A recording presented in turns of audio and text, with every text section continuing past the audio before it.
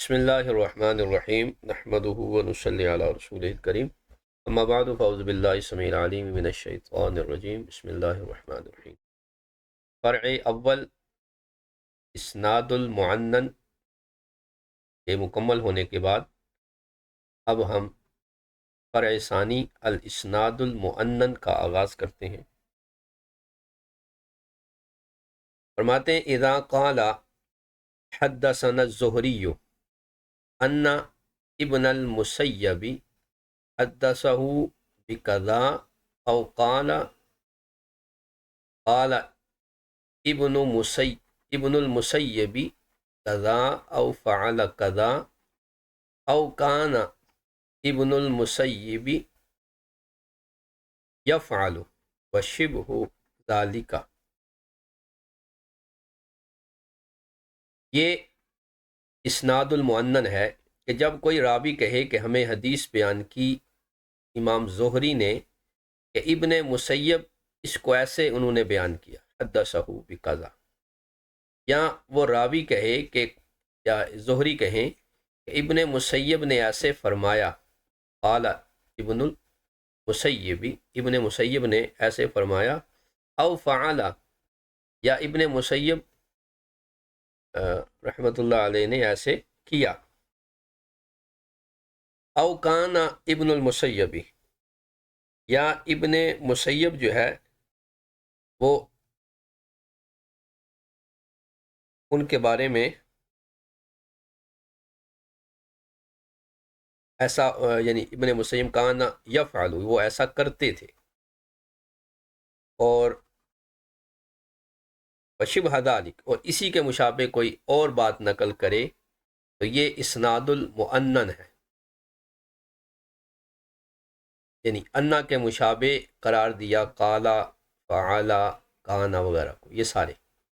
فقالا، اب اس میں دو آراء ہیں، پہلی رائے امام احمد اور ایک جماعت محدثین کی ہے اور دوسری جمہور کی ہے۔ فقال احمد بن حنبل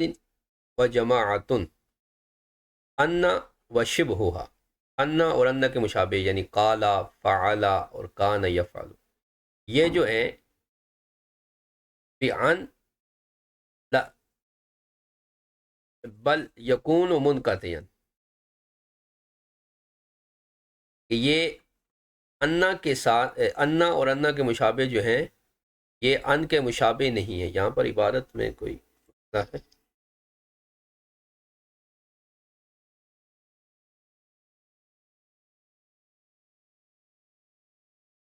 ہاں یہ عبارت مس ہے وہاں پر، یہاں اصل عبارت یہ ہے شرح سخاوی میں، قال احمد بن حنبل و جماعت لا تلتحق انا و شبہھا، کہ انا اور انا کے مشابہ جو الفاظ ہیں یعنی جو ذکر کیے مما ذکرہ فی الاتصال، وہ جو ہے وہ ان کے مشابہ یہ نہیں ہے، یعنی انا اور انا کے مثل جو الفاظ ہیں وہ ان کے مشابہ نہیں ہے۔ تو ان والی جو سند تھی یعنی اسناد المعنن وہ متصل ہے، لیکن معنن جو سند ہے یہ متصل نہیں ہے، بل یکون منقطعا، بلکہ یہ منقطع ہے، یعنی اس میں انقطاع پایا جاتا ہے، عدم اتصال ہے۔ حتی یتبین السماع، یہاں تک کہ سماع کی وضاحت ہو جائے، سماع واضح ہو جائے تب تک یہ منقطع رہے گی۔ یہ امام احمد بن حنبل اور بعض محدثین کی رائے ہے، اور ان میں ہے ابو بکر البردیجی امام احمد بن حنبل کے ساتھ، جیسے اس کو حکایت کیا امام ابن عبد البر نے اور وہ یعقوب ابن شیبہ نے۔ وقال الجمہور،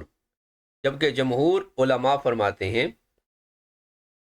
کہ انا کا ان جو ہے وہ انا جو ہے وہ ان کی طرح ہے، ومطلقہ محمول علی السماع، اور مطلقاً یہ سماع پر محمول ہے، بالشرط المتقدمی، اسی شرط کے ساتھ جو ان کی شرائط تھیں کہ ان کا راوی مدلس نہ ہو، ایسا مدلس کہ جس کی روایت ان سے مردود ہے وہ نہ ہو، اور جو ہے وہ راوی اور مروی عنہ کے درمیان ملاقات کا امکان ہو، یعنی جو شرائط عن کی ہیں وہی انا کی ہیں، جس طرح عن جو ہے وہ سما مطلقاً محمول علی السما ہے، اسی طرح انا کے لیے بھی جمہور کا یہی موقف ہے۔ محمول علی السما انہ تلقاہ منہ بلا واسطۃ بینہما بشرط المتقدم۔ شرط متقدم کیا ہے؟ انتفاء التدلیس و ثبوت اللقاء۔ تدلیس منتفی ہو یعنی تدلیس نہ ہو اور ملاقات کا ثبوت ہو۔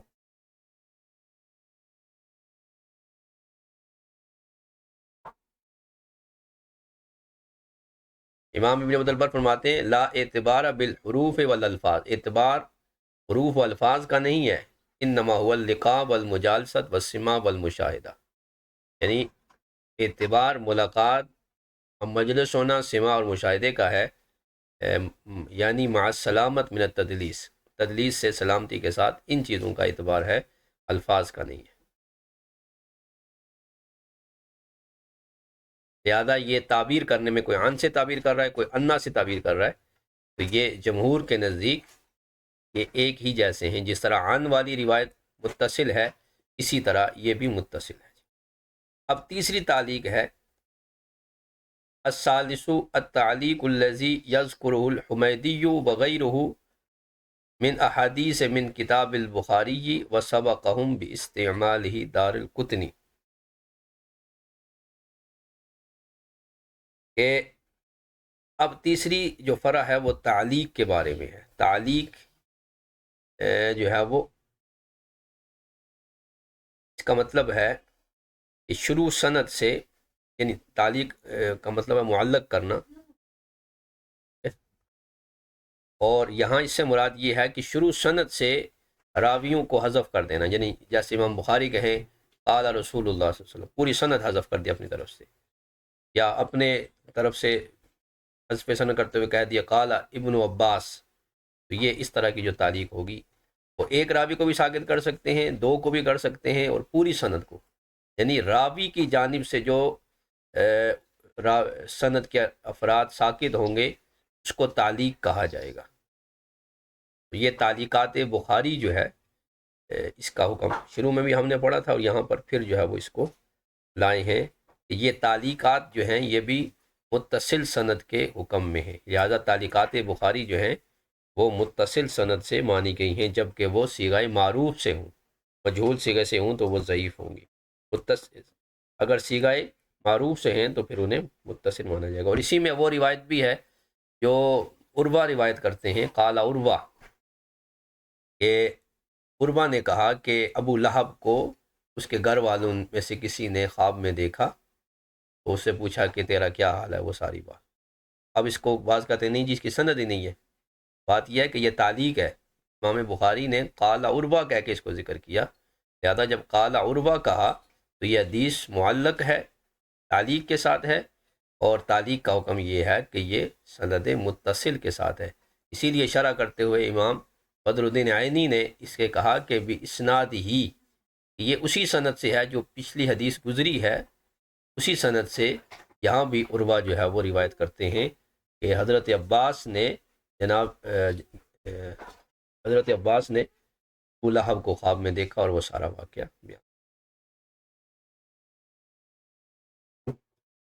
تو یہاں سے تعلیق کا ذکر کرتے ہیں کہ تعلیق جسے امام حمیدی نے اور دیگر محدثین بخاری شریف کی احادیث میں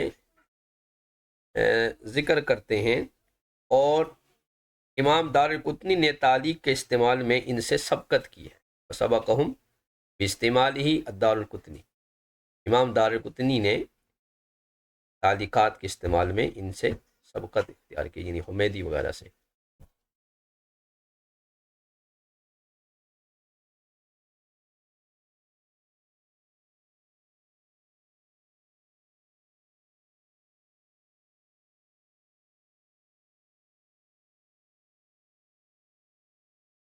اب اس کی صورت بیان کرتے ہیں تعلیق کی۔ صورت یہ ہے کہ ان یحذف من اول الاسناد واحد فاکثر، کہ شروع سند سے، یعنی راوی اپنے شیخ سے، جیسے امام بخاری اپنے شیخ حمیدی سے ہی روایت کرتے ہیں قال حدثنا الحمیدی، تو حمیدی کو ایک کو سند سے حذف کر دے، فاکثر یا ایک سے زیادہ کو حذف کر دیں تو اس کو جو ہے وہ تعلیق کہا جائے گا. وَكَأَنَّهُ مَأْخُوذٌ مِنْ تَعْلِيقِ الْجِدَارِ أَوِ الطَّلَاقِ لِقَطْعِ الاتصال. گویا کہ یہ تعلیق جو ہے یہ تعلیق الجدار سے یا تعلیق الطلاق سے ماخوذ ہے، اس لیے کہ اس میں لقطع الاتصال، اتصال نہیں ہے چونکہ راوی گرا ہوا ہے، تو جب راوی گرا ہوا ہے تو اس میں اتصال نہیں ہے. جس طرح تعلیق ہوتی ہے طلاق معلق جسے کہتے ہیں، اب وہ طلاق کے الفاظ تو کہہ دیے گئے لیکن وہ معلق ہو گئے، فی الفور وہ واقع نہیں ہوں گے، کہ ان میں اتصال نہیں ہے. یعنی جو شوہر نے الفاظ طلاق بولے وہ فی الفور، یعنی گویا دوسرے الفاظ میں سند متصل کے ساتھ وہ فی الفور طلاق نہیں ہوئی بلکہ وہ معلق ہو گئی. اسی طرح یہ جو تعلیق ہے یہ تعلیق الطلاق کی طرح ہے کہ یہ فی الفور یعنی یہ اس کی سند متصل نہیں ہے.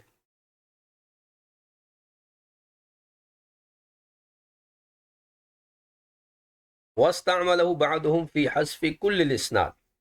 اور بعض نے پوری سند کو حذف کرنے میں بھی اس کو استعمال کیا ہے، یعنی پوری سند حذف ہو گئی پھر بھی اس کو تعلیق کہیں گے، جیسے کا قول ہی، جیسے امام بخاری وغیرہ کا ہی یہ قول ہے قال رسول اللہ صلی اللہ علیہ وسلم، یعنی امام بخاری جب پوری سند حذف کر دیں صرف یہ کہیں تو یہ بھی تعلیق ہے. او قال ابن عباس،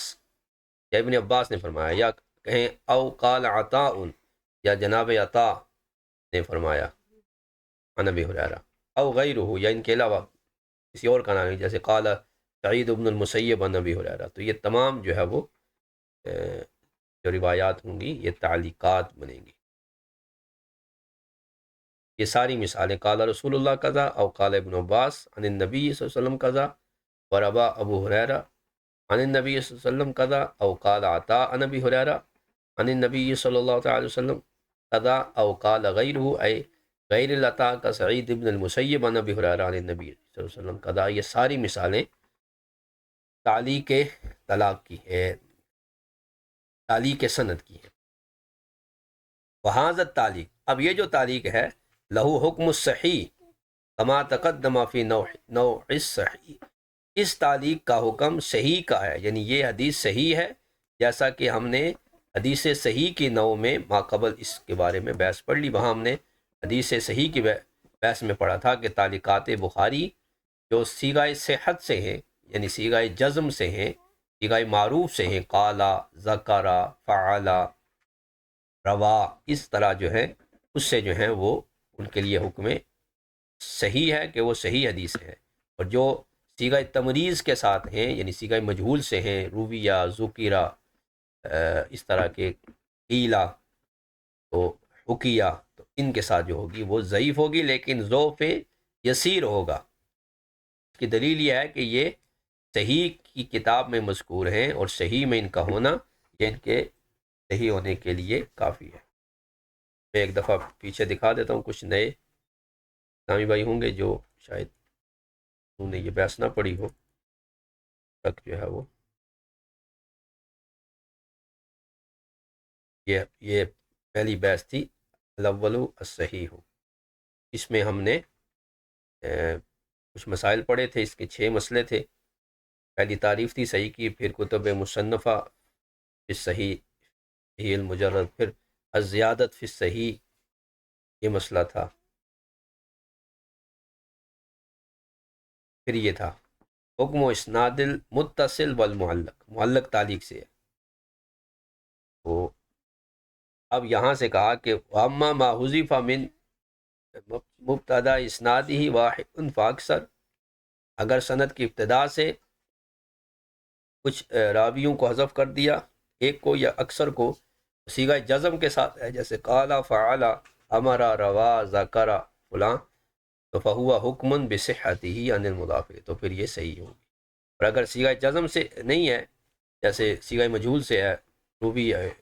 یروا، یذکر، یحکی و یقال، روبیہ، ذکیرہ، حکیہ، فلیس لہ حکم صحت، لیکن لیس بواہن، لیکن بہت ضعف شدید نہیں ہوگا. کیوں؟ یہ دلیل ہے کہ لدخالہ فی الکتاب الموسوم بالصحیح، اس لیے کہ یہ روایت صحیح بخاری میں شامل ہے، تو صحیح بخاری میں اس کا ہونا یہ اس کے ذوف شدید کی مخالفت کرتا ہے، کیونکہ یہ کتاب لکھی ہی احادیث صحیحہ کے لیے ہے، لہذا اس میں کوئی شدید درجے کی ضعیف روایت نہیں ہوگی، اس لیے یہ جو تعلیقات صیغہ تمریض سے ہوگی اس میں معمولی ضعف ہوگا جو متابع اور شواہد بننے کی صلاحیت رکھتا ہے، ضعف شدید جو ہے وہ نہیں ہوگا۔ یہاں پر بھی اسی بحث کو ذکر کیا کہ ہم نے اس تعلیق کے لیے حکم صحت ہوگا، حکم صحیح ہوگا، جیسا کہ نوع صحیح میں گفتگو ہو چکی، یعنی یہ چوتھا مسئلہ جو نوع صحیح کا تھا میں یہ بحث ہو چکی۔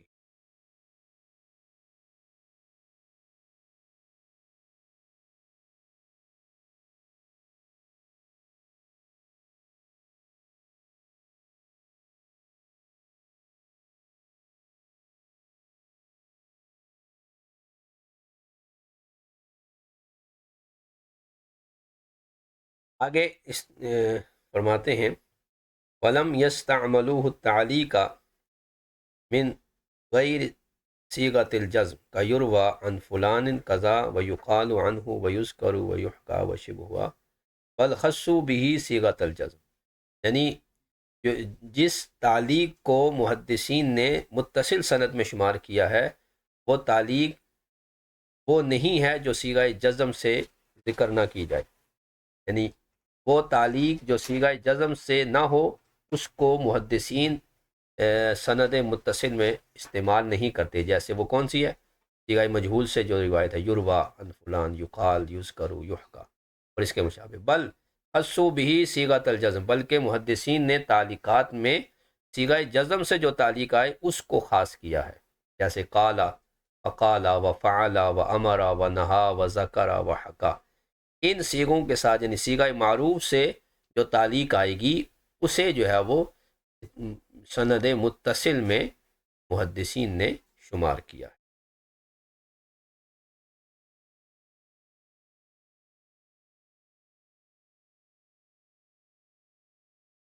اب نیچے شارح کہتے ہیں نعم استعملہ فی الممرد غیر واحد من المتاخرین عن ابن صلاح کالمزی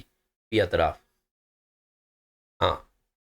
صیغہ تمریض سے بھی کئی ایک نے متاخرین میں سے اس کو تعلیقات میں شمار کیا ہے، یعنی تعلیقات کے بارے میں دو آراء پائی جاتی ہیں، ایک رائے یہ ہے کہ تعلیق صرف اس کو کہیں گے جو صیغہ معروف سے آئے، صیغہ معروف سے اگر نہیں ہے جیسے یہ یروا، یحکا، یقالو، تو یہ تعلیق نہیں ہے، یہ انقطاع ہے، یہ منقطع روایت ہے، جبکہ متاخرین نے جیسے ابن صلاح نے جو ہے وہ مروی ہے، جیسے امام مزی نے اطراف الحدیث میں جو ہے وہ ان کو بھی یعنی جو صیغہ تمریض سے آ رہے ہیں مجہول جو تعلیقات ہیں انہیں بھی جو ہے وہ شامل کیا ہے۔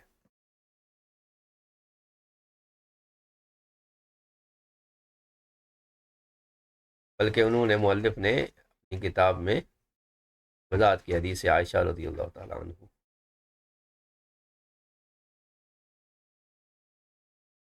ذکر مسلم فی مقدمت صحیح تعلیقاً فقال ذکر عن عائشہ، دیکھیں اب یہ ذکرہ کے ساتھ ذکر کریں تو اوپر موقف یہ تھا کہ وہ صیغہ مجہول سے نہ ہو تو تعلیق ہوگی، جبکہ متاخرین نے صیغہ مجہول سے بھی ذکر کیا پھر بھی یہ تعلیق بنے گی، تو لہذا تعلیقات جو ہیں وہ چاہے صیغہ معروف سے ہوں یا مجہول سے ہوں دونوں کو تعلیقات کہا جائے گا۔ وَلَمْ يَسْتَعْمِلُوهُ فِيمَا سَقَطَ وَسْطُ إِسْنَادِهِ، اور وہ سند جس کے درمیان سے کوئی راوی ساقط ہو اسے محدثین نے تعلیقات میں شامل نہیں کیا، او آخری، وسط اسنادی او آخری، سند کے شروع درمیان سے اگر راوی ساقط ہیں یا آخر سے تو پھر اسے تعلیقات نہیں کہیں گے، پھر اس کے مخصوص القاب ہوں گے معدل اور وغیرہ وغیرہ۔ یہ تیسری فرع تھی۔ اب چوتھی جو فرع ہے وہ ہے ثقات البعض، یعنی بعض راوی کسی حدیث کو مرسل روایت کرتے ہیں اور بعض دیگر مرسل اور بعض متصل کرتے ہیں، اسی طرح بعض موقوف اور بعض مرفوع کرتے ہیں، تو پھر اس میں حکم کس کا ہوگا، یہ بحث ہے کہ موقوف اسے مانا جائے گا یا مرفوع. یعنی ایک حدیث ہے لیکن اس کے موقوف اور مرفوع ہونے میں اختلاف ہے، تو اب کس کی بات مانی جائے گی. تو یہ چوتھی بحث ہے. الرابع یعنی الفرع الرابع، چوتھی فرع، اذا روا بعض الثقات الضابطین الحدیث مرسلا، کہ جب بعض ضابط ثقہ، بعض ضابط اور ثقہ راوی کسی حدیث کو مرسل روایت کریں، اور وبعضهم متصلا، اور بعض اس کو متصل روایت کریں. یعنی بعض نے مرسل روایت کیا، تابعی کو چھوڑ دیا، تابعی کو چھوڑ کر تابعی رسول اللہ سے روایت کر رہا ہے، اور بعض نے تابعی کا بھی ذکر کیا. او بعضهم موقوفا، یا بعض ثقہ اور ضابط راوی اس حدیث کو موقوف روایت کریں، یعنی اسے قول صحابی بنا کر یا فعل صحابی بنا کر ذکر کریں. وبعضهم مرفوعا، اور بعض ثقہ راوی اسے مرفوع یعنی قول رسول علیہ السلام بیان بنا کر پیش کریں. او وصلہ ہوا او رفعہ فی وقت وارسلہ وقفہ فی وقت، یا راوی ایک ہی ہے، ایک وقت میں وہ اسے موصول سند سے اور مرفوع بیان کرے، اور دوسرے وقت میں وہی راوی اس حدیث کو مرسل اور موقوف بیان کرے. اب اس بارے میں کیا حکم ہے کہ اس حدیث کی شرعی حیثیت کیا ہوگی. ٹھیک ہے، اب اس کی دیکھیں، یہ مثال سے بات سمجھ آ جائے گی. جیسے ایک حدیث ہے، لا نکاح الا بولی، کہ نکاح بغیر ولی کے نہیں ہوتا. اب اس حدیث کو روایت کیا ہے اسرائیل بن یونس نے اپنے جد سے ابو اسحاق سبیعی، یعنی اپنے دادا ابو اسحاق سبیعی سے، وہ حضرت ابو بردہ سے، اور وہ اپنے والد حضرت ابو موسیٰ عشری سے، اور وہ رسول اللہ صلی اللہ تعالی وسلم سے روایت کرتے. اب یہ سند متصل ہے، اسرائیل بن یونس کے جو سند ہے وہ متصل اور مرفوع ہے نا، متصل بھی ہے اور مرفوع بھی ہے، رسول اللہ سے روایت کر رہے ہیں. اور اسی حدیث کو لا نکاح الا بولی، اس کو امام سفیان ثوری اور امام شعبہ بن حجاج نے روایت کیا ابو اسحاق سبیعی سے، لیکن مرسل روایت کیا، درمیان میں ابو موسیٰ عشری کو چھوڑ دیا بدون ذکر ابی موسیٰ. یعنی سبیعی نے ابی بردہ تو کہا لیکن عن ابی موسیٰ نہیں کہا، عن ابی بردہ عن رسول اللہ. ابو موسیٰ عشری کو چھوڑ دیا، انہوں نے مرسل روایت کیا، اور اسرائیل بن یونس نے متصل روایت کیا. اب ان میں سے کس کی بات مانی جائے گی، یعنی اس حدیث کا کیا حکم ہوگا، یہ متصل ہے یا مرسل ہے، یہ مرفوع ہے یا موقوف ہے. یا بعض نے موقوف روایت کیا کسی صحابی پر، اور بعض نے اسے مرفوع کیا رسول اللہ تک، یا اسے موصول کیا، وصل کیا، یا اسے ایک وقت میں مرفوع کیا اور دوسرے وقت میں اسے جو ہے وہ مرسل کیا. اب ان ساری صورتوں میں فالصحیح فی هذه الصور كلها عند المحدثین والفقہاء والاصولیین، تمام کے نزدیک، محدثین، فقہاء، اصولیوں کے نزدیک، ان الحکم لمن وصلہ او رفعہ، کہ حکم اس کے لیے ہے جو اسے موصول بیان کرے یا اسے مرفوع بیان کرے. یعنی یہاں پر جو لا نکاح الا بولی والی روایت ہے، اس میں اسرائیل بن یونس کی روایت کو ترجیح ہوگی کیونکہ یہ مرفوع ہے. حالانکہ سفیان ثوری اور امام شعبہ بن حجاج یہ علم کے پہاڑ ہیں، لیکن اس کے باوجود ان کی سند، ان کی روایت مرسل ہے، تو مرسل پر متصل جو ہے وہ ترجیح رکھتی ہے، لہٰذا ان کی روایت کو، اسرائیل بن یونس کی روایت کو ترجیح ہوگی. ان الحکم لمن وصلہ، حکم اس کے لیے ہوگا جو اس کو موصول بیان کرے، یعنی مرسل بیان نہ کرے، اور پھر اسے سواء برابر ہے، کان المخالف لہ مثلہ او اکثر، برابر ہے کہ جو مخالف ہے وہ اسی کی مثل ثقہ ہے یا اس سے زیادہ ثقہ ہے. جیسے یہ سفیان ثوری اور شعبہ یہ زیادہ ثقہ ہیں اسرائیل بن یونس سے، لیکن پھر بھی حکم جو ہے وہ اسرائیل بن یونس کی روایت کا ہے کہ یہ حدیث مرفوع ہے. لأن ذالک زیادۃ ثقۃ، اس لیے کہ اسرائیل بن یونس بھی ثقہ ہیں اور شعبہ اور جو ہے وہ سفیان ثوری یہ بھی ثقہ ہیں، تو یہ ثقہ پر جو ہے وہ ثقہ کی زیادتی ہے، اور ثقہ کی زیادتی جو ہے یعنی دو راوی دونوں سکہ ہیں، ایک کم بیان کرے دوسرا زیادہ بیان کرے تو سکہ کی زیادتی یا مقبولتن، اسے قبول کیا گیا، یعنی دونوں سکہ راوی ہیں، ایک نے اس حدیث کو موقوف بیان کیا، دوسرا مرفوع بیان کرتا ہے، تو مرفوع میں زیادتی ہے، لہذا سکہ کی زیادتی کو مقبول مانا گیا ہے۔ اور یہی وجہ ہے کہ امام بخاری نے بھی ترجیح دی ہے یونس والی روایت کو۔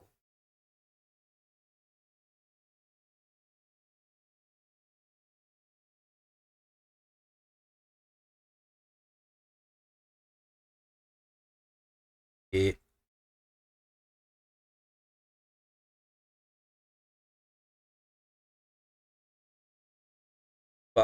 فحکم البخاری لمن وصلہ، امام بخاری نے جس نے موصول بیان کیا اس کے لیے حکم لگایا، وقال زیادت من الثقۃ مقبولۃ مع هذا مع ان من ارسلہ شعبہ و سفیان ہما جبلان فی الحفظ والاتقان، باوجود اس کے کہ شعبہ اور سفیان ثوری جو ہے وہ حفظ و اتقان کے پہاڑ ہیں، لیکن اسرائیل بن یونس بھی جو ہے وہ ثقہ راوی ہیں، لہذا ان کی روایت کو ترجیح حاصل ہے۔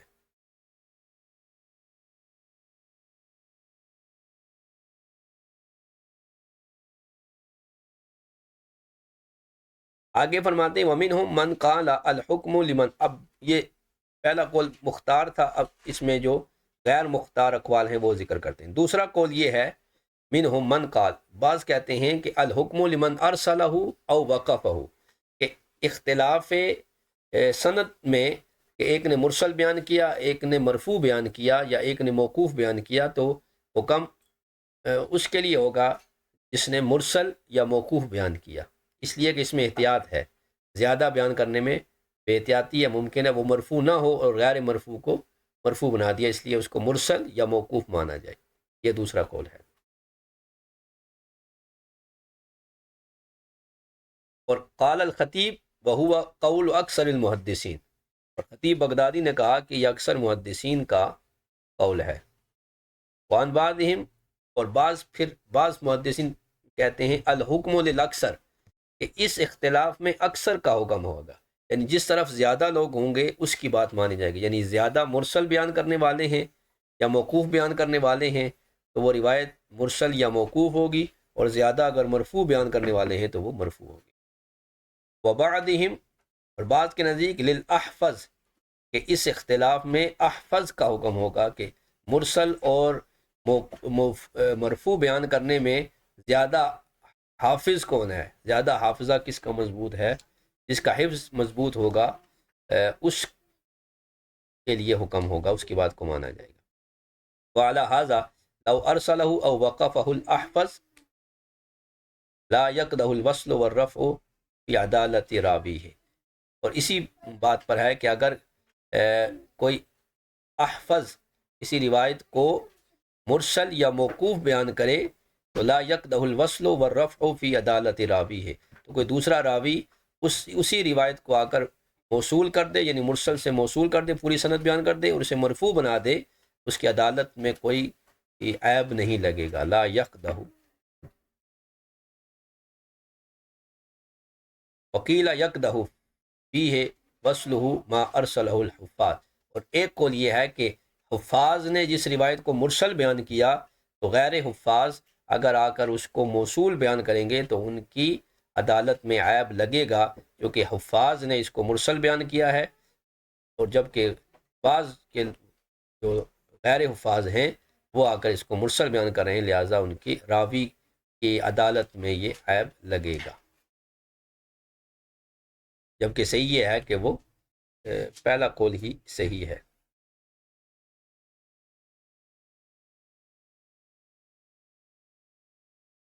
وصحح الاصولیون فی تعارض ذلك فی واحد من اوقات ان الحکم لما وقع منه الاکثر۔